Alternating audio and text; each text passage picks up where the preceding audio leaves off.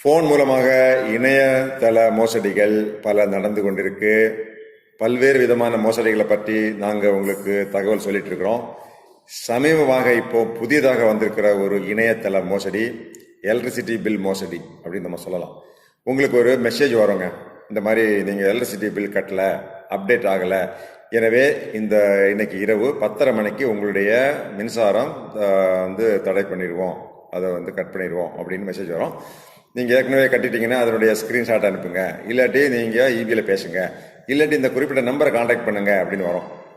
நீங்கள் இந்த நம்பரை காண்டாக்ட் பண்ணி என்னென்னு கேட்டிங்கன்னா, நீங்கள் இந்த மாதிரி பணத்தை நீங்கள் கட்டலை, எனவே இப்போ நாங்கள் கட்டுறதுக்கு ஏற்பாடு பண்ணுறோம் அப்படின்னு சொல்லி நாங்களே கூப்பிட்றோன்னு சொல்லி வச்சுருவாங்க.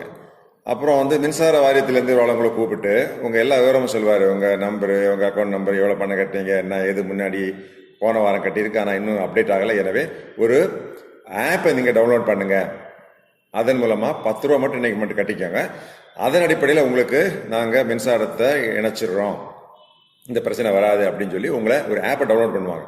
இந்த ஆப்பை டவுன்லோட் பண்ணி நீங்கள் ஒரு 10 ரூபா கட்டிட்டீங்க அப்படின்னா உங்கள் பேங்க் அக்கௌண்ட்டினுடைய எல்லா டீட்டெயில்ஸும் அவனுக்கு கிடைக்கும். அது மட்டும் இல்லாமல் உங்கள் ஃபோனில் வரக்கூடிய ஓடிபி எல்லா மெசேஜும் அவங்க பார்க்க முடியும். இதை வச்சு படிப்படியாக உங்கள் பேங்கில் இருக்கிற மொத்த பணத்தையும் எடுத்துகிட்டு போயிடுவான். எனவே இது ரொம்ப ஆபத்தான ஒரு மோசடி. எனவே தான் எலக்ட்ரிசிட்டி டிபார்ட்மெண்ட்லேருந்து இந்த மாதிரி மெசேஜ் வந்திருக்கு அப்படின்னா அதை நீங்கள் உடனடியாக இக்னோர் பண்ணுங்கள், அதை புறக்கணிச்சிடுங்க. உங்களுக்கு இவனை பிடிக்கணும்னு ஒரு ஆர்வம் இருந்ததுன்னா காவல்துறையை கூப்பிடுங்க, 100 112, இல்லாட்டி காவல் உதவி ஆப்பில் இந்த தகவல் மட்டும் கொடுங்க, இந்த குற்றவாளி நாங்கள் பிடிச்சிடறோம். இவ்வளோ பிடிக்கிறதுக்கு தனியாக படம் அமைக்கப்பட்டிருக்கு.